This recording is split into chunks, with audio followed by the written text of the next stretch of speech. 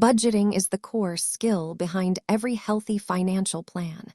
Let us break down how you can take control of your monthly cash flow. At its simplest level, budgeting is just a plan for your money, ensuring that every dollar you earn has a specific job to do. A popular starting point is the 50-30-20 rule.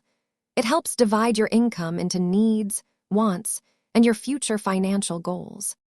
To start, track your income and expenses.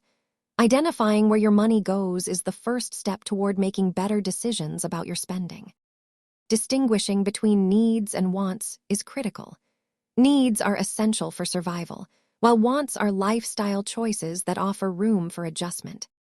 This chart shows how a balanced budget allocates resources. Prioritizing savings within your plan helps protect you against future financial emergencies. Remember that a budget is not a restriction, but a tool that gives you the freedom to spend intentionally on what matters most. Start small and adjust as you go.